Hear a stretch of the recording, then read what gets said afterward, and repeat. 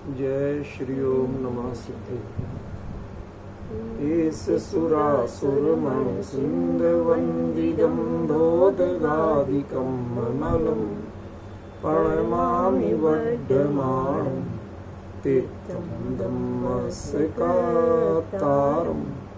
शेषे पुण्यतीर्थयरि ससौ सिद्धे विशुद्ध भावे समणे अणानदंस चरित तव वीर्यायारे ते सौवे समगम पतेगमेव पतेगम वन्दामि अवट्टन्ते अर्हन्ते मानुषे खेते किच्चारिहन्तारम् सिद्धाणं तैणमो गणहराणम् अजावैवगाणं साहूणं चैव सौवेसिं तेसिं विशुद्धदंसं नाणपहाणासमं समासेज्य ओवसंपयामि सम्मं जगतोनिर्वाणसम्पत्ति।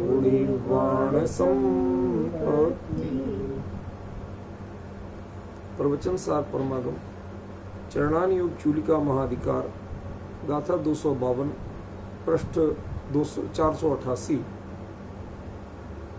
रोगेण वक्षुधाय तण्हाय वासमेण वारूढं दिट्ठा समणं साहु पडिवज्जदु आदिसती। इस गाथा पर अपनी एक दिन चर्चा हुई 1 घंटे। आज इसको शब्दार्थ से विशेष लेते हुए फिर इसका भाव देंगे। इसमें 3 बार वाह शब्द का प्रयोग हुआ। देखें, पहली पंक्ति में 4 शब्द हैं और 3 बार वाह शब्द का प्रयोग हुआ। और 4 के लिए 3 बार ही हो सकता है, 4 बार हो नहीं सकता। समझ गए ना? क्योंकि एक जोड़े के बीच में एक, फिर दूसरे जोड़े के बीच में एक, फिर तीसरे जोड़े के बीच में एक। तो इसका मतलब है कि आचार्य देव ये क्लियर कहना चाहते हैं कि वाह शब्द का जो अर्थ है वो है अथवा। वाह माने अथवा, जिसे आप ऑप्शन कहते हैं। ये या ए दोनों एक साथ है। तो इसका मतलब है आचार्य देव ने जो कहा वह क्लियर है कि या तो कोई श्रवण रोग से पीड़ित होगा, या भूख से पीड़ित हो सकता है, प्यास से पीड़ित हो सकता है, या श्रम यानी बहुत अधिक थकान से पीड़ित हो सकता है। ठीक है ना? ऐसे श्रवण को देखकर, अब देखो यहाँ पीड़ित शब्द को आप बहुत वैसे अर्थ में नहीं लेना। पीड़ित माने उसके परिणाम व्यथित होंगे ऐसा जरूरी नहीं है। हम एक अपनी कल्पना से, अपने अभिप्राय से सामने वाले को देख करके, उसकी दैहिक या संयोग की स्थिति देख करके हम उसे पीड़ित मान रहे हैं। ख्याल में? तो ऐसे श्रवण को देखकर, अब देखो यहाँ पर जो दिट्ठा प्रयोग है, सामान्य रूप में यदि प्राकृत में या संस्कृत में देखा जाए तो दृष्टा ये भूत कृदंत का प्रयोग है। भूत कृदंत माने ऐसा हुआ था, लेकिन यहां पर ये ऐसा नहीं। यहां इसका अर्थ है संबंध कृदंत के रूप में, माने देख कर, एक कंटिन्यूशन की बात है। तो आचार्य देव ने जो ऊपर वाह का प्रयोग किया, पहले मैं उस पर थोड़ी सी चर्चा करना चाहता हूं। वाह क्यों दिया? हो सकता है किसी को रोग हो, रोग के कारण भूख लगी, भूख के कारण प्यास लगी, ठीक है ना? प्यास के कारण थकान हो, शरीर काम नहीं कर रहा हो, कई कारण भी तो मिल सकते हैं।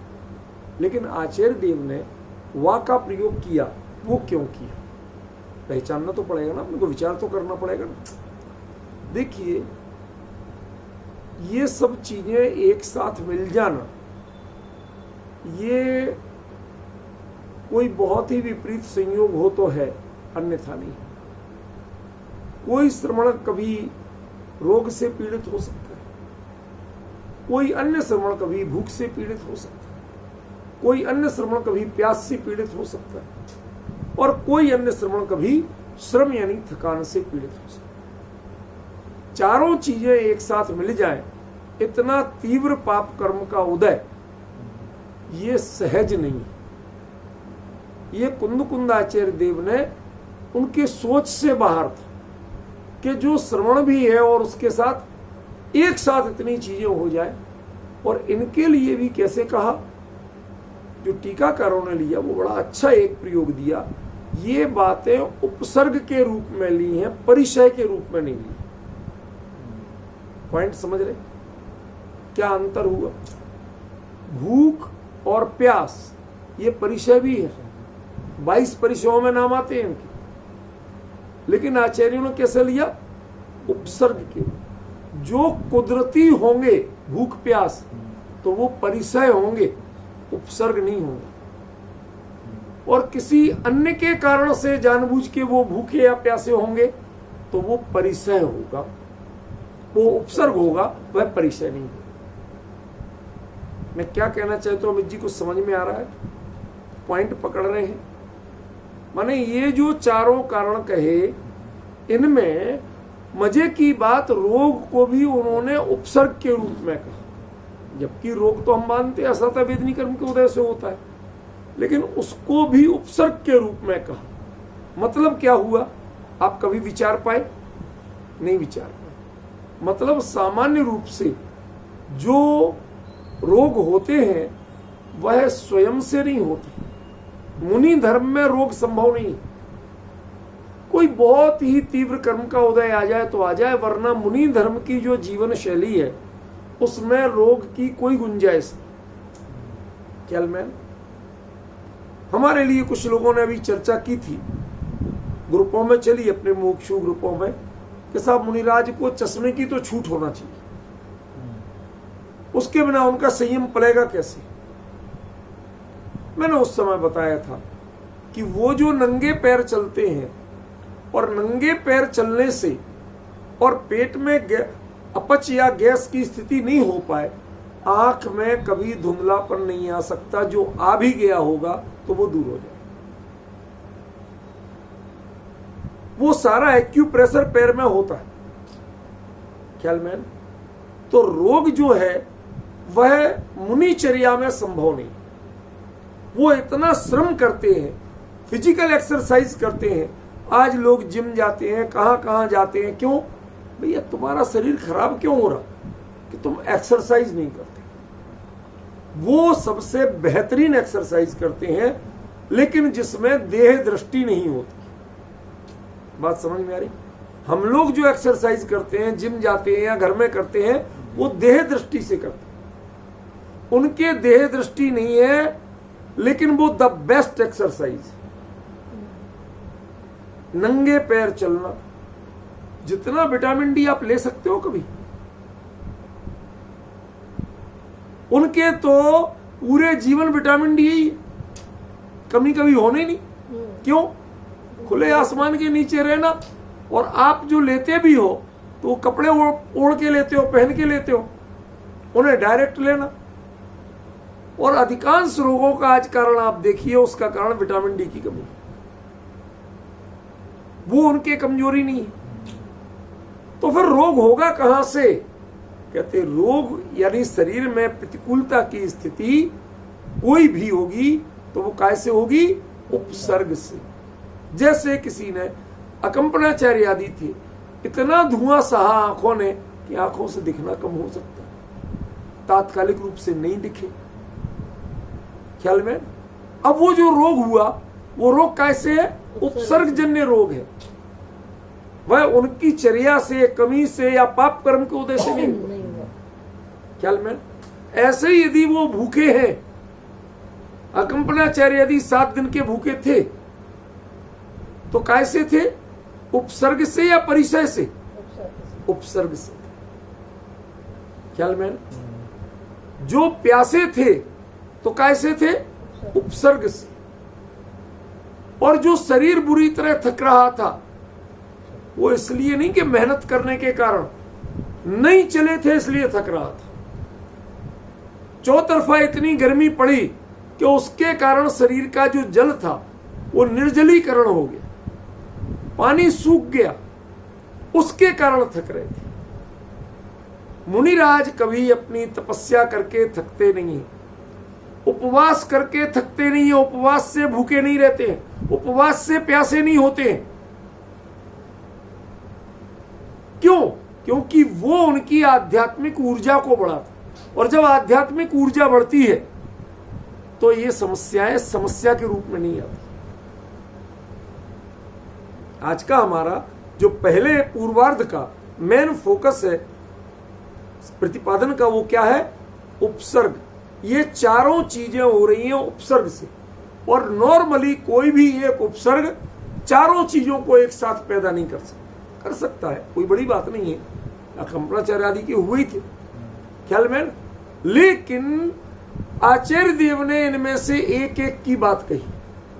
यदि कोई एक भी है लेकिन उपसर्ग से है, उससे रूढ़, अब ये रूढ़ शब्द पे हमें आता है।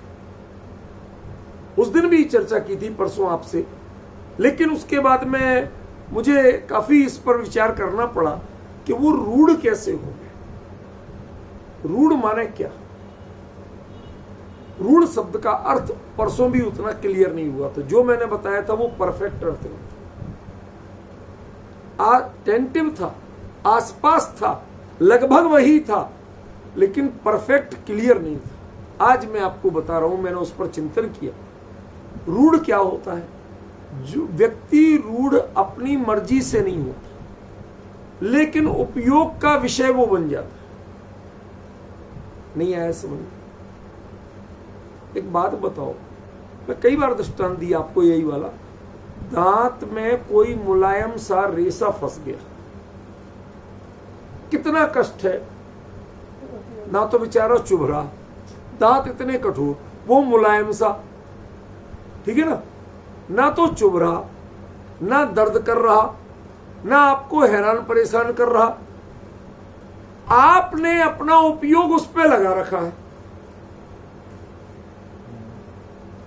आप उस पर रूढ़ आरूढ़ हो गए हो। संस्कृत में हिंदी में शब्द है आरूढ़ होना, चढ़ जाना। हम चढ़ गए, वो चित्त पे चीज चढ़ गई, वास्तव में वो उससे उतने व्यथित नहीं है। व्यथा का कारण क्या है? डिस्टर्बेंस का कारण क्या है? कि वो चीज उनके चित्त पर आ रही है, उपयोग पर रूढ़ हो रही है, वो उनके उपयोग को प्रभावित कर रही है किसी सीमा तक। तो मुनिराज के उपयोग को प्रतिवर्जयतु, उनके उपयोग को उससे बचा के ले जा। काय से? आद शक्ति, आत्मा की शक्ति से। यहां एक अर्थ अपनी शक्ति से भी होता है। आद माने अपना भी है, स्वयं भी है, और आद माने आत्मा भी है। ख्याल में? तो वो आद शक्ति जो लिखा यहां पर, लेकिन वास्तविक अर्थ है आत्मा की शक्ति से। आत्मा की शक्ति माने ज्ञान, दर्शन इत्यादि से आप करिए, आप शारीरिक श्रम से नहीं करिए। नॉर्मली हम जितनी भी वैयावृत्ति या कोई भी सेवा मानते हैं, वो कैसे मानते हैं बताइए आप? शारीरिक श्रम से उसको मानते हैं, इसने हमारी बहुत सेवा की। लेकिन जिसने आपके उपयोग को पलटा, उसको हम सेवा नहीं मानते। जिसने आपको नई दिशा दी, नई जानकारी दी, उसको आप नहीं मानते।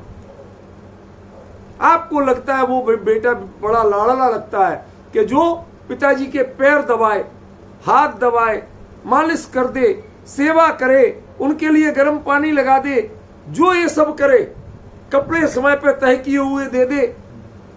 क्यों? हमें लगता है कि ये सेवा करता है। लेकिन जो बेटा आपके लिए सही समय पे सही चीज की जानकारी दे, पिताजी आपकी दवाई का समय हो, पिताजी आपको समय पे भोजन कर लेना चाहिए, लेट मत करना, आपको फिर तकलीफ होती है। ये उसने क्या किया? जानकारी दी, उसने ज्ञानात्मक कार्य किया है, आपके ज्ञान को सचेष्ट किया है। उसने आपको उठा के दवाई नहीं खिलाई, उसने उठा के अपने हाथ से भोजन नहीं कराया, लेकिन उसके बावजूद उसने किया या नहीं किया। ये दृष्टांत बहुत सोच समझ के दे रहा हूं। माने मुनिराज को आप सही दिशा में सक्रिय करिए, रोग से, क्षुधा से, प्यास से या थकान से उनके उपयोग को हटाइए, प्रतिवर्जयतु, विपरीत दिशा में लाइए, पकड़ के दूसरी जगह ले आइए। समझ में? उधर आपका दिमाग बटाइए, वही दिमाग लगा रहेगा तो स्वास्थ्य अच्छा नहीं रहेगा, ये परिणाम अच्छा नहीं होगा। किसी के घर में किसी का वियोग हो जाए, वो हर समय वही सोचे रहे, तो ऐसे में क्या किया जाता है अमित जी पता है आपको? घर का कोई बड़ा बुजुर्ग और उसके किसी के वियोग में, देह वियोग के कारण वो बड़ा संतप्त हो, दुखी हो, अब उससे ज्यादा बोलते भी नहीं बनता, उपदेश देते नहीं कि तुम हमें सिखाओगे कि मैं जानता नहीं हूं, क्या उत्तर दोगे आप? तो लोग बड़ी चतुराई का काम करते हैं। एक छोटे से चंचल नटखट बच्चे को उनके कमरे में छोड़ देते हैं और खिसक जाते हैं। अब क्या होगा? वो बच्चा चढ़ के गोदी में बैठ गया या कुछ भी करता है। अब उनका दिमाग कहां जाएगा? वो जिसके गम में दुखी थे, वियोग में, सब गया। देखो कितना बड़ा ये जो यहां पर कहा है, पढ़िवज्जदु आद सत्य, क्या समझदारी का प्रयोग किया, उनके उपयोग को वहां से हटा के लाना है। दैहिक सेवा वास्तव में मुनिराज ज्यादा स्वीकार नहीं कर सकते। सुदेश बाबू आप ध्यान से सुनना, आज तकरीबन श्रावक भी यही मानते हैं कि हम महाराज जी की वैयावृत्ति कराए, और महाराज भी ये मानते हैं चलो श्रावकों का तो काम ही है वैयावृत्ति करना, जबकि यहाँ क्लियर किया कहा हुआ है कि वैयावृत्ति ये मुनिराजों का तप है, करते भी मुनिराज हैं और की भी मुनिराज की जाती है, वो दूसरे की नहीं होती। डिफरेंस समझ रहे? लेकिन हम उसको बड़े स्थूल बुद्धि होके समझते हैं। मैंने महाराज जी की वैयावृत्ति की, महाराज जी सोचते श्रावकों का काम वैयावृत्ति करना है। पहले तो ये भ्रम निकाल दो कि वैयावृत्ति तप है, और तप तपस्वी मुनिराजों के होता है, आम लोगों के नहीं होता। ख्याल में? तो ये सब मुनिराजों का कार्य है। एक मुनि जिन्हें साधु कहा आचार्य ने, और दूसरे मुनि जिन्हें आचार्य ने श्रमण कहा। श्रमण कौन होंगे? जो श्रम करने में कतराते नहीं हैं, जो अपनी चर्या करने में बहाने नहीं खोजते, प्रमाद नहीं करते, हमेशा निष्प्रमाद होके सावधानी से समय पर सारी चर्या करते हैं। ये चर्या माने 28 मूल गुणों वाली बात कर रहा हूं। उसको भी जो बिल्कुल निष्प्रमाद होके करते हैं, सावधान होके करते हैं, वो तो है श्रमण। इन शब्दों का अर्थ बता रहा हूं आज। और साधु कौन है? कि ऐसे श्रमणों का जो भला चाहते हैं, तो भले के अर्थ में उनको साधु का समझे ना? आपने उनका भला चाहा, बुरा नहीं चाहा। संवेदनाएं व्यक्त करना एक अलग चीज है, और उपयोग को उस जगह से हटा के सही मार्ग पे ले आना एक अलग चीज। आज किसी के घर में कोई बात हो जाए, आप जाते हैं, संवेदनाएं व्यक्त करते हैं और उसको कुरेदते हैं सुई की तरह, जैसे घाव को सुई से कुरेदते ना।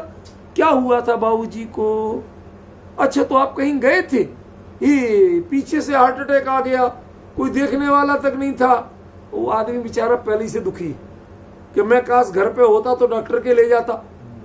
वो पहले से दुखी है, तुम और उसके लिए कुरेद रहे। ये बड़ी विडंबना है, ये हमारी बड़ी भारी कमियां हैं।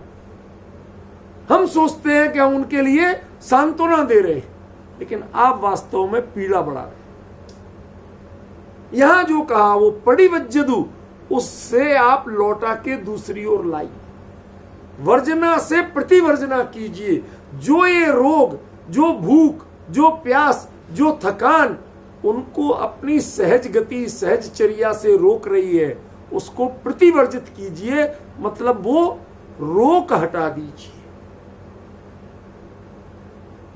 हिंदी में एक मुहावरा चलता है, राह में रोड़े अटकाना। सुना है सबने? किसी के राह में रोड़े अटकाना। आप गाड़ी से जा रहे हो, प्लेन रोड हो तो कितना आराम मिलता है, आराम से चली जाती है। क्यों? और 2-4 पत्थर रख दो रास्ते में और उन पे चढ़ाना पड़े गाड़ी, कितना डिस्टरबेंस है, पूरे हिल जाते, गाड़ी भी खराब और बैठने वाले भी डिस्टर्ब हो जाते। अब वो जो पत्थर रखे थे, 2 तरह के लोग मिले। हमें तो झटके लग गए तो लग गए, लेकिन गाली देंगे सरकार को, दोष देंगे सारे व्यवस्था सिस्टम को, लेकिन चले जाएंगे। 2 दिन बाद लौटे, गप्पों में भूल गए, फिर झटके लगे, कहते सरकार बहुत ही नालायक है, अभी तक नहीं किया ठीक। अब दूसरा व्यक्ति मिलेगा, वो क्या करेगा? ज्यादा कठिन काम नहीं है, साइड में गाड़ी खड़ी की, धीरे से वो पत्थर उठाए, साइड में डाल दिए। अब ना हमें झटके लगेंगे, ना किसी और को झटके लगेंगे। ये है प्रतिवर्जना। एक ने वर्जना की और आपने प्रतिवर्जना की। जिस कारण से बाधा हुई, उस कारण को दूर किया। समझ गए? बाधा तो हुई, लेकिन उस कारण को दूर किया। अब मजे की बात है कि मुनिराज दूसरे मुनिराज का सीधे उपसर्ग दूर नहीं कर सकते। शांति सुनना, आज कई बातें नहीं बता रहा हूं। एक मुनिराज दूसरे मुनिराज का डायरेक्टली उपसर्ग दूर नहीं कर सकते। क्यों? उपसर्ग करने वाला जो है उससे आपको भिड़ना पड़ेगा ना, और जब उससे भिड़ोगे तो आपको मुनि धर्म बचेगा। विष्णु कुमार मुनिराज का बचा था? नहीं बचा था, पुनः दीक्षा हुई थी। भले ही चाहे पुनः दीक्षा लेके उसी भाव से मोक्ष गए, वो एक अलग बात है, लेकिन उस समय की जो स्थिति थी उसमें नहीं बचा था। इसका मतलब मुनिराज दूसरे मुनिराज का सीधे सीधे उपसर्ग दूर नहीं कर सकते। क्यों? क्योंकि इसमें उपसर्ग करने वाले से आपको टकराना पड़ेगा। ख्याल में? तो क्या कर सकते हैं कि उनके उपयोग को उस जगह से बचाने का काम करें। ख्याल में? जैसे मैंने आपको भी दृष्टांत दिया था, कोई व्यक्ति बुजुर्ग बड़ा दुखी है किसी के वियोग में, उसके सामने छोटे बच्चे खेलने को दे दो, वो थोड़ी देर में हंसने लगे, उससे बतियाने लगेगा। समझ में? वो उसका चश्मा उतारेगा। बच्चा छोटा, उसे तो समझ नहीं, आप चश्मा उतारो तो एक थप्पड़ लगाएगा, और वो छोटा बच्चा चश्मा उतारता है, नीचे गिरा देता है, तालियां बजाता है, ए बदमाश मेरा चश्मा निकाल लिया। लेकिन वो खुश होता है, उसका दुख दूर होता है, उपयोग वहां से बंटता है। उसको जो प्रिय है, जो उसके लिए हितकारी है, उस विषय में उसका उपयोग नियोजित करना, इसका नाम प्रतिवर्जना करना। समझ रहे? देखो, हम कुछ चीजों को जब तक क्लियर नहीं समझेंगे तब तक समझ में नहीं आएगा। आचार्य क्या कहना चाहते? पहली बात, ये सारे उपसर्ग के कारण है, ये परिचय के रूप में नहीं। मुनिराज को भूख नाम का परिचय आसानी से हो ही नहीं सकता। ये पक्की बात बता रहा हूं, आसानी से मुनिराज को भूख नाम का परिचय नहीं हो सकता, प्यास नाम का परिचय नहीं हो सकता। क्यों? क्योंकि हमारे अपने शरीर में, मेरे एक मित्र हैं हमारी यूनिवर्सिटी में, वो फिजिकल योगा वगैरह का डिपार्टमेंट है, तो उसमें एक आए, उन्होंने बताया, हॉल में बैठे आपको प्यास लग रही, करना क्या? उन्होंने कहा कि इस पॉइंट को आप दबाइए, तत्काल आपको प्यास से राहत मिलेगी। मतलब हम बॉडी के कुछ पॉइंट्स ऐसे हैं जिनको यदि आप उस मुद्रा में ले आए तो हमारी जितनी ध्यान मुद्राएं हैं वो उनमें अक्सर वो कोई ना कोई पॉइंट दबते और उसके कारण वो बाधाएं दूर होती। ठीक है, आप उन मुनिराज के सामने उस मुद्रा में बैठ जाएं, कुछ नहीं करें, बोले भी नहीं, उपदेश भी नहीं दे, उस मुद्रा में बैठ जाएं। अब धूप बोई है, एक को पीड़ा हो रही, दूसरे को नहीं हो रही। इन्होंने क्या किया कि इस मुद्रा में बैठे थे, वो उस मुद्रा में बैठ गए, वो तकलीफ दूर हो गई। शरीर में बहुत सारे साधन हैं, हम विषयों के गुलाम होकर परेशान होते हैं, शरीर की डिमांड के कारण परेशान नहीं होते। शरीर डिमांड करते ही नहीं, आपको लगता है, आप उस पर ध्यान देते हैं तो वो लगता है कि इसको कमी है। ज्ञानियों की दृष्टि में शरीर की कमी उनके व्यक्तित्व की कमी नहीं बनती। ख्याल में ना, बहुत गंभीरता से विचारने की बात है। एक को श्रवण कह रहे, एक को साहू कह रहे। जिसने उनका उपकार किया, भला किया, वो साधु है। ये साधु कह के आचार्य ने दो दो बातें कह दी। अमित जी, कौन सी दो बातें कह दी? पहली कि वो भी मुनिराज हैं, अन्य कोई नहीं है। जो करने वाले हैं वैयावृत्ति या जो भी सेवा वो करने वाले हैं, वो कौन है? वो भी मुनिराज है, वो कोई ग्रस्त नहीं है, ये भी बता दिया। और दूसरा, एक मुनिराज को दूसरे मुनिराज को अपने धर्म में दृढ़ करना, स्थिर करना, उपसर्ग आदि से उनका उपयोग बचा के अपने स्वरूप में ले जाने की चेष्टा करना, ये कार्य करना साहू माने बहुत अच्छा है। ये साधु उपसर्ग भी है और ये साधु एक पद का परिचय भी है। जब ये पद का परिचय है तो ये डिफाइन करके बताता है आपको कि वैयावृत्ति मुनिराज की मुनिराज कर सकते हैं, ग्रस्तों को अधिकार नहीं है। सीधे सीधे इनडायरेक्टली की बात अलग है, सीधे सीधे। और दूसरा, मुनिराज को मुनिराज की वैयावृत्ति करना बहुत अच्छा काम है, करना ही चाहिए। क्यों? तुम नहीं करोगे तो दूसरों पर आश्रित होगा, उसका उपयोग दूसरी जगह भटकेगा। वो ग्रस्तों से आशा रखेगा और ग्रस्तों से जब आशा रखेगा तो उनसे संपर्क बढ़ाएंगे, और उनसे संपर्क बढ़ाएंगे तो मुनि धर्म छूटेगा, कोई बचा नहीं सकता। समझे ना?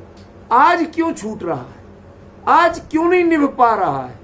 समस्या ये पंचम काल के बहाने जो है ना, ये सब झूठे बहाने, कोई काल वाल कुछ नहीं करता। असली चीज है कि आप गृहस्थों के संपर्क में रहने लगे। नहीं आया समझ? एक बात बता, एक व्यक्ति रोज खुले में धूप में मजदूरी करता है, ठीक है, उसमें उसको उतनी गर्मी नहीं सताती। अब वो गया पिक्चर देखने, वहां एसी हॉल में खुद भी बैठा और बढ़िया महलों की पिक्चर देख रहे, कितने विलासितापूर्ण चीजें। अब उसके मन में धीरे धीरे वो भावनाएं उमड़ती हैं, वो अपने को उस रूप में सोचने लगता है, उसका साइकोलॉजिकल चेंज आ रहा है। अब उसको वो धूप चुभने लगती है। समझ रहे? ये गृहस्थ जिन तपस्या के साधनों से, जिन परिस्थितियों में ये दुख मानते हैं, उनकी संगति में रहोगे तो आपको भी उनकी आदत पड़ जाएगी, उनमें दुख लगने लगेगा, कष्ट लगने लगेगा। जबकि मुनि धर्म में ऐसा कुछ नहीं, उनके लिए वो सहज है, वो ऐसा ही करते हैं, उन्हें कोई परेशानी नहीं। ख्याल में? सोचिए तो सही, आपको जरा सा कुछ हो जाए, रात भर नींद नहीं आती, के सब मच्छर थे, जरा सी गर्मी थी, ये था वो था। एक गरीब मजदूर दिन भर जी तोड़ गर्मी में मेहनत करता है और शाम को नीम के पेड़ के नीचे मस्त सोता है, कोई डिस्टर्ब नहीं होता, ना मच्छर काटते उसे, ना कुछ करते। क्यों? क्योंकि भाई मच्छरों का इलाज तो नीम है। नहीं आया समझ में? आप मैंने क्या कहा, आप पकड़ नहीं पाए? अरे नीम की पत्तियां और नीम की हवा में जो थोड़ी सी नीम की गंध होती है, वह मच्छरों का सबसे बेहतरीन इलाज है। समझे ना? ना उसे मच्छर काटेंगे, ना उसे गर्मी लगेगी, और जो उसके घमौरियां या कुछ चीजें गर्मी से निकलती हैं, उन चीजों का भी बेहतरीन इलाज वो नीम की हवा की गंध है। और वो जो शीतल हवा है वो उसको नींद का काम भी कर रही है। माने एक पेड़ के नीचे रहना उस गरीब आदमी के लिए 50 समस्याओं से भी बचा रहा है, और वो थक के चूर हो गया फिर भी उसको मीठी नींद आ रही। और आपको एसी चल रहा, बढ़िया गद्दे मिल रहे, सारे सुख साधन है, मच्छरों को भी भगा दिया आपने, मच्छर के नेट लगे हुए सब कुछ, उसके बावजूद नींद नहीं आ रही है। क्यों? क्यों? क्योंकि सुख संयोग में नहीं है, सुख स्वभाव में। आप संयोग में ढूंढ रहे हो, मुनिराज स्वभाव में ढूंढते हैं और ग्रस्त संयोग में ढूंढते हैं। अज्ञानी जीव संयोग में ढूंढते हैं, वो पराधीन जीवन शैली वाले हैं, और मुनिराज स्वाधीन जीवन शैली वाले हैं। इसलिए आपको गंभीरता से सोचना पड़ेगा जो आचार्य ने यहां कहा कि यदि कद पहले तो श्रवण का उपयोग डिस्टर्ब हो ही नहीं सकता, लेकिन होता कब है? जब वही स्थिति तप के कारण नहीं हो, उपसर्ग के कारण। नहीं आया समझ में? एक जरा सा एग्जाम्पल देता हूं, अभी हाल समझ में आ जाएगा।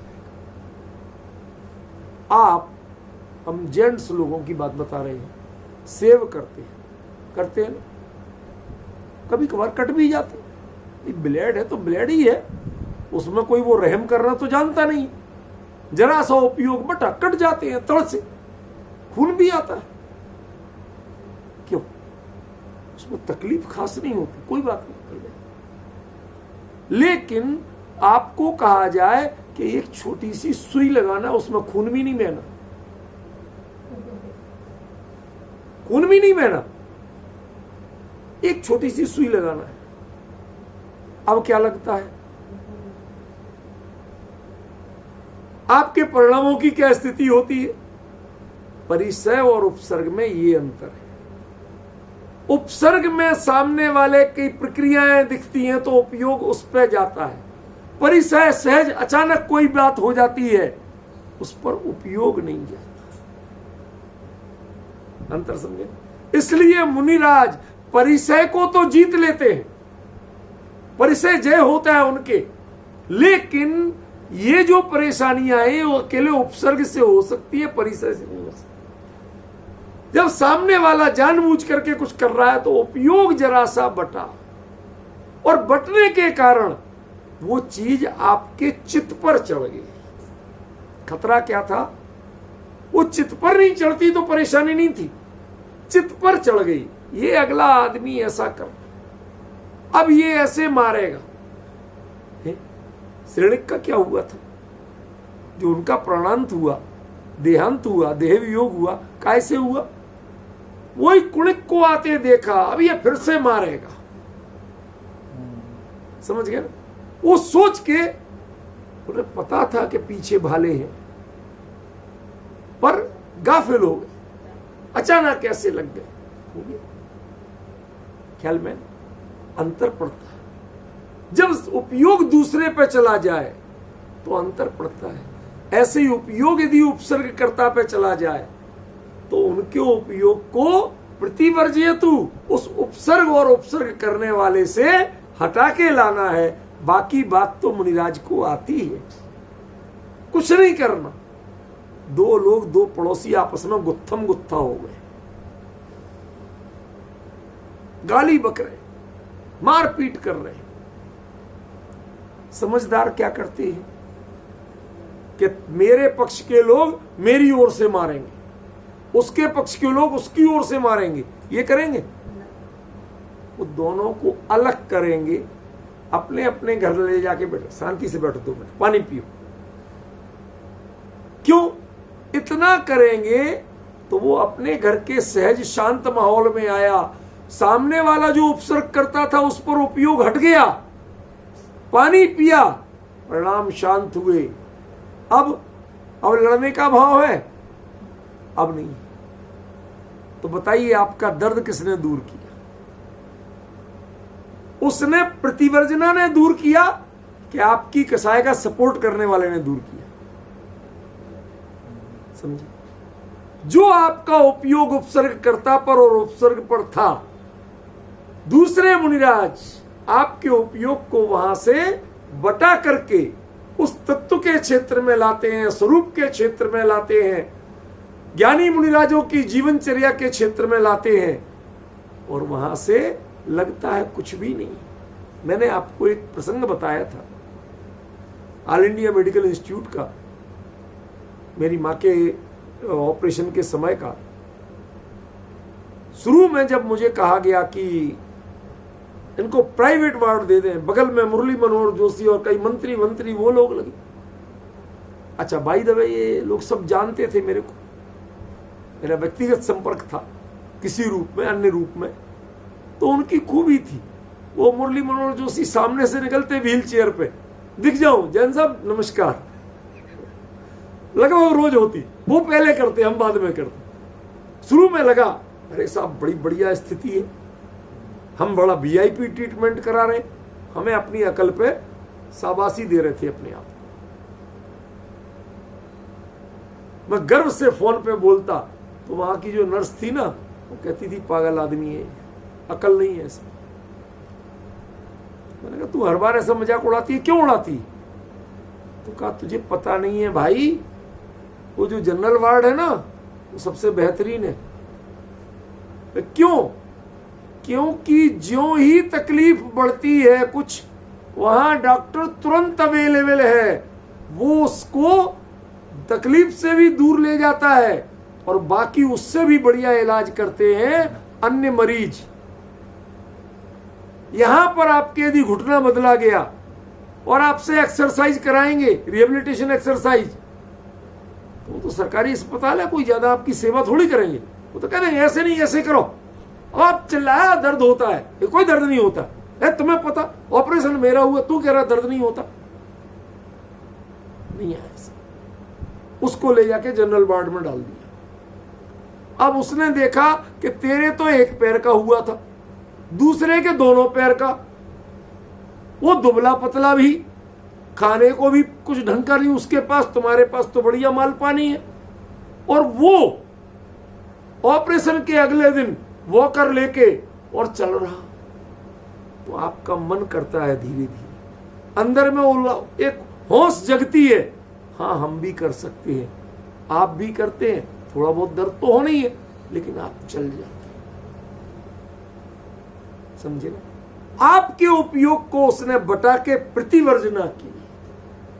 ऐसे ही ज्ञानी मुनिराज वास्तव में सामने वाले मुनिराज की स्थिति को देखते हुए उनको उपयोग को बटाते हैं। इस उपयोग को बटाने का नाम प्रतिवर्जना है। उपयोग को उपसर्ग से और विपरीतता से हटा करके अपने स्वभाव की शांति में लाना, इसका नाम प्रतिवर्जना है। और यह प्रतिवर्जना किसी साधन से नहीं होती है, ये आत्मिक शक्ति से होती है, आपके ज्ञान और विवेक से होती है। ख्याल में? इसको आज तक लोगों ने समझा ही नहीं। अन्य लोगों को कहना कि भूखे को दाना दो, प्यासे को पानी दो, ये मुनि धर्म की वैयावृत्ति का स्वरूप नहीं है। वो ना दाना दे, भूख में भोजन नहीं देते, प्यास में पानी नहीं देते हैं, उसके बावजूद वो प्रतिवर्जना कर देते हैं, उनका दुख दूर कर देते हैं, उनके जो व्यग्रता है उसको दूर कर देते हैं। ये कला ये आचार्य देव ने यहां सिखाई। मजे की बात है, इस गाथा का यह अर्थ नॉर्मली कोई नहीं करता। सब यही कहते हैं, कहते महाराज आपको रोग हो जाए तो रोग के लिए जो औषधि उपचार बने वो करो। महाराज 2 दिन के उपवास से थे या कोई बात हो गई तो उनके लिए आज जरा ऐसा ऐसा बना दो। समझ में? प्यास हो तो प्यास ज्यादा लगती है, कहते इन्हें ऐसी चीज दो कि प्यास कम लगे। सब यही बातें करते हैं, कोई उपयोग को अपने स्वरूप में लाने की बात नहीं करता, उसको वैयावृत्ति नहीं मानता। आचार्य देव ने यहां कहा कि आद शक्ति है परिवज्जदु, तुम अपनी आत्मा की शक्ति से उसकी उनकी प्रतिवर्जना करो, उनको दुख याद मत दिलाओ, रोग याद मत दिलाओ, भूख प्यास याद मत दिलाओ, थकान याद मत दिलाओ, उससे उपयोग हटाओ। और इसके लिए किसी साधन की जरूरत नहीं है, किसी पदार्थ की जरूरत नहीं। आज हमारा जो श्रावण है वह कुंद कुंद के इस निर्देश से ठीक विपरीत जा रहा है। चाहे श्रावक हो, चाहे साधु हो, कोई भी हो, सब उल्टे चल रहे हैं। किसी को विवेक नहीं कि हमें क्या करना और क्या नहीं करना। क्यों भाई, सब गलत बात कह रहा हूं अमित जी? अच्छा, आपसे ही पूछता हूं कि यदि मुनिराज कोई भूख से पीड़ित है तो आपके मन में सबसे पहले क्या उत्तर आता है?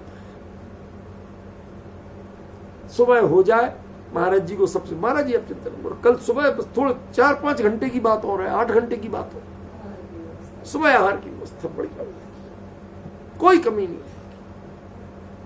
है। अभी कहो तो महाराज थोड़ा कूलर वूलर लगा दे, ताकि थोड़ी सी आपको जो प्यास लग रही ना, गर्मी परेशान कर रही है, थोड़ा कूलर से नमी पहुंचेगी शरीर में। आपको पता नहीं है, ऐसा विचार भी करना, कूलर में कितने जीवों की हिंसा है। अरे मुनि धर्म में तो वो क्षम्य है ही नहीं। आपने जो ये विचार किया, आपको पता है कि आपने कितना बड़ा अपराध किया। ये आपके उनके ऊपर कृपा नहीं है, ये वैयावृत्ति नहीं है, ये उपसर्ग करना है। क्योंकि मुनि धर्म में ऐसे सचित्त पानी को हवा के द्वारा ले नहीं सकते, और आपने उनको कृत्रिम साधन से दिया। वो पंखे की ब्लेड से किस तरह जीव कटते हैं, पीड़ित होते हैं जलकायक, और आपने जलकायक और वायु कायक जीवों को पीड़ा देके उनको राहत पहुंचाना चाहिए। क्या अन्य जीवों को पीड़ा देके किसी को राहत पहुंचाई जा सकती है? यदि ऐसा है तो भाई साहब फिर तो हिंसक दवाइयां भी सही होगी। फिर क्या दोष है उनमें? यदि अन्य को पीड़ा पहुंचा के, अन्य की हिंसा करके आपको अनुकूलता प्राप्त करना, ये क्षम्य है, ये जैन दर्शन यदि है, ये वैयावृत्ति यदि है, तो माफ करना, फिर तो नॉन वेज दवाइयां जो खाते हैं उनमें क्या दोष है? बिल्कुल वैसा ही है कि मुनि धर्म में यदि आप ऐसा विकल्प भी करते हो, आपको आचार्य देव ने सिखाया कि आप सावधान सीखिए। हो सकता है कोई मुनिराज रोग से, भूख से, प्यास से, थकान से पीड़ित मिले, आगे आएगा बुढ़ापा से पीड़ित मिले, कुछ भी हो, उन सब स्थितियों में आपको वो साधनों पे जोर नहीं देना है, उनको साधना में दृढ़ करना है। हमारा सारा फोकस होता है साधनों। प्यास में पानी पहुंचे इनके पास कैसे, भूख में कुछ, ये सब चीजें आप सोचते हैं, उनके धर्म को नहीं सोचते हैं कि जिस धर्म पर वो आए। और ये आदि शक्ति, ये आत्मशक्ति किसके पास होती है? जो स्वयं साधु होगा उसे पता होगा। अन्य को तो पता कहां, हम तो भोगी संसारी प्राणी हैं, हमें तो भोग ही दिखते हैं। भोगों में निदान दिखता है, आत्म साधना में हमें निदान ही नहीं दिखता किसी का, समाधान नहीं दिखता किसी का। हमें भूख का इलाज रोटी दिखती है, पकवान दिखते हैं, प्यास का इलाज क्यों? आजकल 10 लक्षण जी चल रहे हैं ना, बार बार पानी नहीं पीना। तो बढ़िया एक तरीका है कि बढ़िया बादाम, काली मिर्च, इनको अच्छी तरह घोटो, घोट के बढ़िया ठंडाई बनाओ, और ठंडाई बना के स्वाहा करो, अपने आप नहीं लगेगी प्यास। फिर दिखाओ कि हमारे लिए प्यास नहीं लगी। देखो, वो गृहस्थी में आप करो, हम उसको रोक नहीं रहे, उस पर कमेंट्स नहीं कर रहे, किसी को पीड़ा पहुंचाने के लिए बात नहीं कर रहे। मैं जो बताना चाहता हूं मुनि धर्म के हिसाब से, ये कल्पनाएं आप मत करिए, साधनों में मत समाधान ढूंढिए, आप साधना में समाधान ढूंढिए। मेरा फोकस यहां लगाना है। हमारी मानसिकता है साधनों में समाधान ढूंढने की, और मुनि धर्म की असलियत क्या है, वास्तविकता क्या है कि वो साधना में समाधान देते हैं, वो साधनों से समाधान नहीं मिलता। ये वाक्य लिखने लायक है। क्या ग्रस्त की सोच क्या कि वह किसी भी समस्या का समाधान साधनों से ढूंढता, और मुनि धर्म की विशेषता क्या कि वह हर समस्या का समाधान साधना में ढूंढता है, साधनों में नहीं ढूंढता। ख्याल में ये मर्म यहां पर आचार्य देव ने बताया। और दूसरा कि उनकी वैयावृत्ति, उनकी सेवा, उनका कष्ट दूर करना, जिसे यदि आप कष्ट मानते भी हैं तो वह मुनिराज ही करें, वह दूसरे गृहस्थ नहीं करें। क्यों? क्योंकि तुम्हारे तो स्पर्श मात्र से दोष लगते,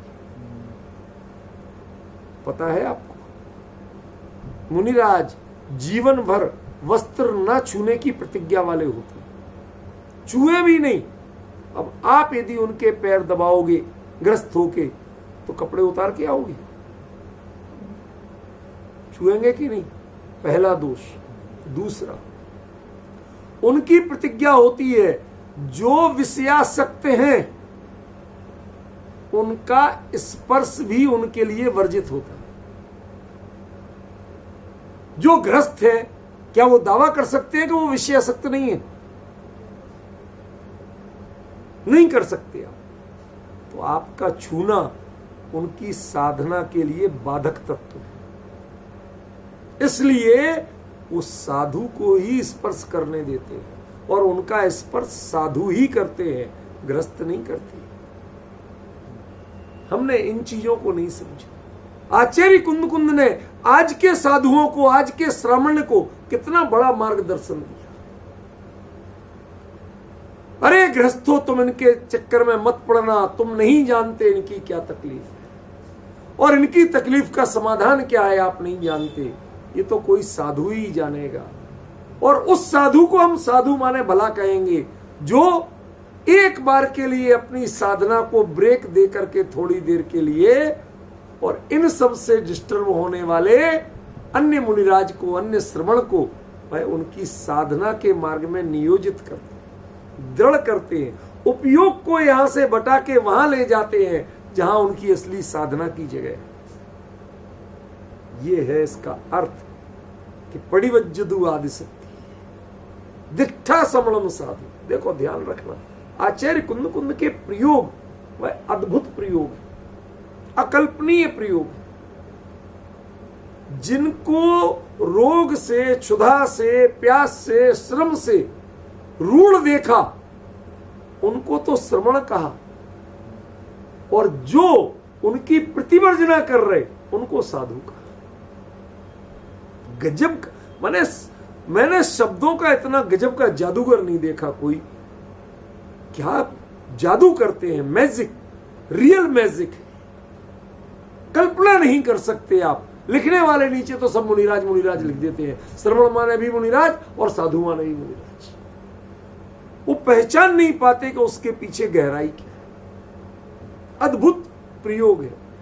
जो इनसे पीड़ित हैं उसके बावजूद साधना में दृढ़ हैं, वह उससे मुनि धर्म से विचलित नहीं हो रहे। वह कोई भूख प्यास से विचलित होकर भोजन संबंधी चिंतन नहीं कर रहे। ये तो उनका श्रम है, ये उनकी साधना है, लेकिन उनका ख्याल तो है। भले ही आप विचलित होकर उसको पूर्ति का प्रयोग नहीं कर रहे हैं, भोजन की चिंता नहीं कर रहे हैं, कोई चेष्टा नहीं कर रहे हैं, लेकिन फिर भी उपसर्ग की ओर कदाचित ख्याल है। तो उपसर्ग से आपका ध्यान अपनी साधना पर ले जाना, इसका नाम है पड़िवज्जदु आदिशक्ति। और यह करके ही आप साधु हैं, अन्यथा आप साधु नहीं। जो रहस्य आचार्य कुंद ने यहां बताए उनका मर्म नॉर्मली कोई व्यक्ति इस रूप में नहीं बताता। वो सारा फोकस किस पे होता है? कोई रोग से पीड़ित है तो उसे औषधि दान दो, भूख से पीड़ित है आहार दान दो, प्यास से पीड़ित है तो आहार दान दो, पानी पिलाओ उसमें, ठीक है ना। थका हुआ है तो वैयावृत्ति करो, हाथ पैर दबा दो। सारे प्रयोग ये चलते। ये गृहस्थों के लिए आदर्श हो सकते हैं, ये मुनि धर्म के आदर्श प्रयोग नहीं। ये गृहस्थों में आपके लिए दैहिक साधनों की पूर्ति है, साधना की पूर्ति नहीं। मुनि धर्म में आपको ऐसा प्रयोग करना है जो उनकी साधना को पुष्ट करे, उन्हें साधनों पर आश्रित नहीं बना। बहुत अद्भुत बात है सुदेश बाबू, ख्याल में आ रहा हूं। अद्भुत बात है। आचार्य कुंद ने जो दृष्टि दी, जो विजन दिया, वो क्या दिया कि मुनि धर्म में जो श्रमण है कदाचित उपसर्ग से किसी रूप में डिस्टर्ब हो भी, तो भी उनको साधना के मार्ग पर लाइए। आप साधनों का गुलाम मत बनाइए, साधनों से उन्हें तृप्त करने की कोशिश मत कीजिए, साधनों के द्वारा उनको इंद्रिय विषयों की ओर मुड़ने की कोशिश मत कीजिए, उनकी आदत मत बिगाड़िए। क्या करना, आप उन्हें साधना की ओर लाइए। ये उनको उपसर्ग उनके उपयोग को रोक रहा था ना, बांट रहा था ना, उनके ध्यान को बांट रहा था ना, उसकी प्रतिवर्जना करो, उनके उपयोग को लौट के वापस साधना में ले आओ। बस यही काम है आपका। ये वैयावृत्ति का उत्कृष्ट स्वरूप है।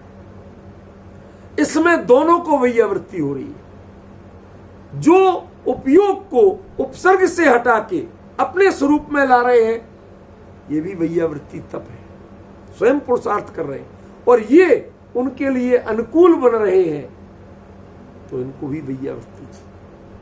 अन्यथा दबाने वाले, हाथ पैर दबाने वाले को तप नहीं होता है, और न दबवाने वाले को तप होता है। क्या समस्या है?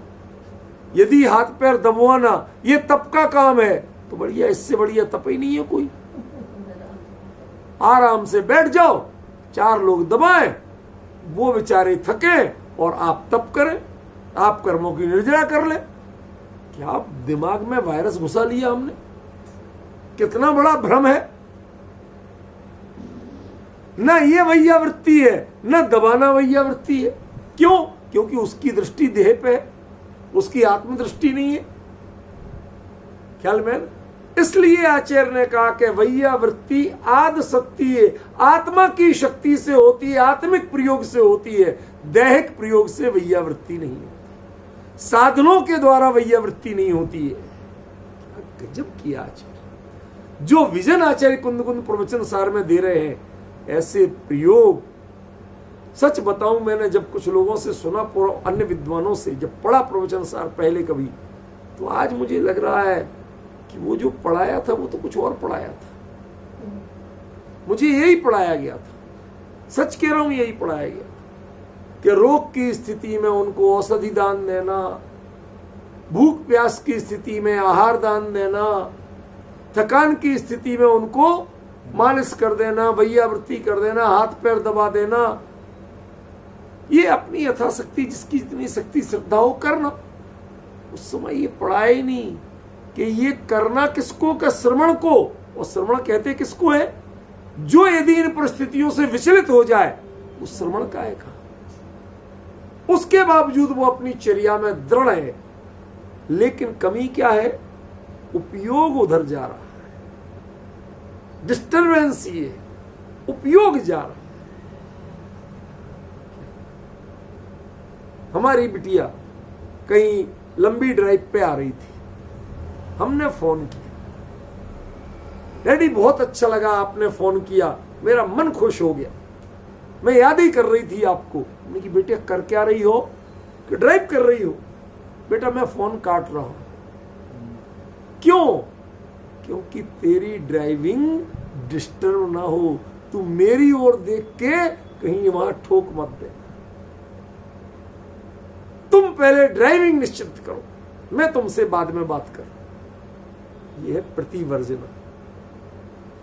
जहां उपयोग बढ़ता है वहां से लौटा के लाओ उस उपयोग, और अपने जो लक्ष्य था वहां उपयोग को केंद्रित करो। यह है प्रतिवर्जन। और यह होती कैसे है?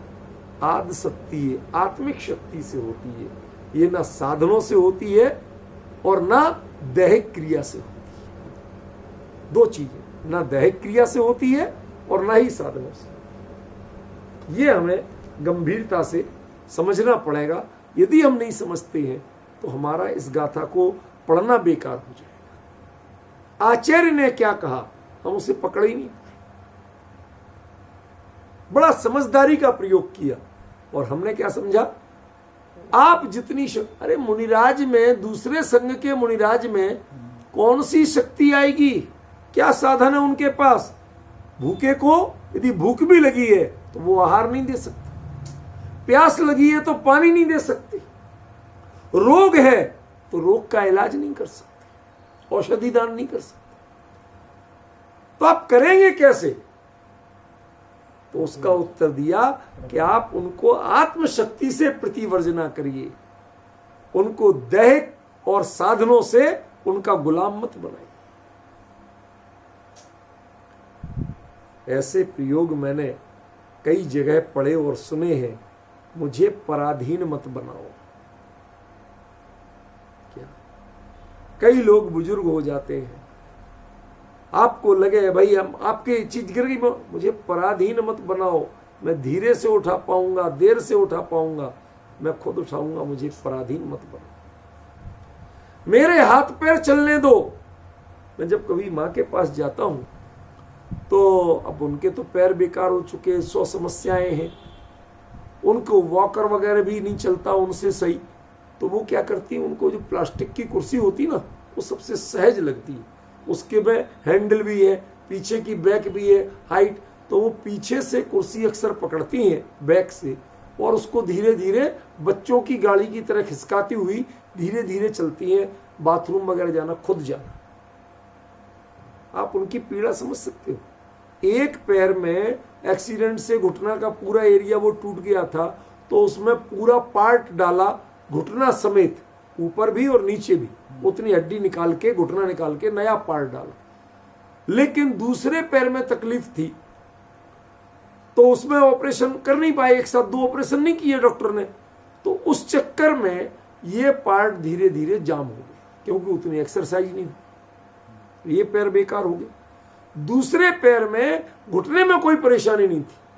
मैंने डॉक्टर को बहुत कहा कि इनको घुटने समेत बदल दो, तो उसने कहा नहीं, उसमें परेशानी नहीं है, नीचे नीचे है, तो हम एक प्लेट डाल देते हैं सपोर्ट के लिए।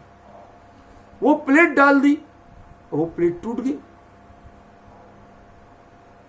अब वो निकल भी नहीं रही, शरीर इतना कमजोर। अब ऐसी स्थिति में आप उनकी देह की स्थिति की कल्पना कर सकते हो। हम नादान हैं, वो कहते हैं बेटा मुझे किसी भी स्थिति में पराधीन नहीं बनना है, मुझे अपने धीरे से खिसका के जाने दो।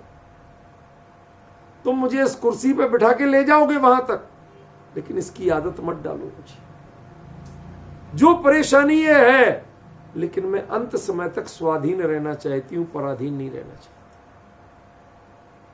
जब एक गृहस्थ इतना सोच सकता है तो मुनिराज की वृत्ति क्या होगी, पराधीनता की या स्वाधीनता की? समझ में आ रहा? उस स्वाधीनता की वृत्ति को आप उस मार्ग पर दृढ़ करिए उनको कि महाराज आपकी वृत्ति तो ये स्वाधीन वृत्ति, ये उपसर्ग वाला वो अपनी बेवकूफी कर रहा है तो कर रहा है, तुम्हें क्यों परेशान, तुम्हारा उपयोग क्यों वहां जा रहा है? समझे? अपने गायक में अनंत गुणों का निधान है, इधर पे तुम्हारा उपयोग क्यों नहीं है? ये व्रत आदि की साधना करना ये श्रम तो है, लेकिन तुम्हारा काम तो सम का है, श्रम तुम्हारा काम नहीं। तुम सम पर ध्यान दो, श्रम अपने आप सार्थक हो जाएगा। क्या कहा फिर से? सम पर ध्यान दो, श्रम अपने आप सार्थक हो जाएगा। और यदि सम तक नहीं पहुंचे तो श्रम करना भी व्यर्थ हो जाएगा। सुदेश बाबू ख्याल में आ रहा? उपयोग यदि सम पर पहुंचा, समता भाव पर पहुंचा, साम्य पर पहुंचा, तो जितनी श्रम तपस्या की वो सार्थक हो जाएगी। और यदि यहां नहीं पहुंचा तो ये दैहिक व्यायाम कहलाएगा, परिश्रम कहलाएगा, इसका नाम श्रवण नहीं, श्रम साधना नहीं, बारीकियां है। इसलिए आचार्य ने कहा आद शक्ति है, आप अपनी आत्मशक्ति को जगाओ, उससे काम करो, उससे इसकी प्रतिवर्जना करो, अपने स्वरूप को निहारो और भूल जाओ कि कौन उपसर्ग करने वाला, वो अपनी कषाय की पूर्ति कर रहा तो कर रहा, तुम तो कषाय की ओर ध्यान क्यों देते? ये मर्म बताए, ये मर्म है इस गाथा का। आज समय हो गया, इसके आगे की चर्चा कल करेंगे आपके बीच में। जय जी।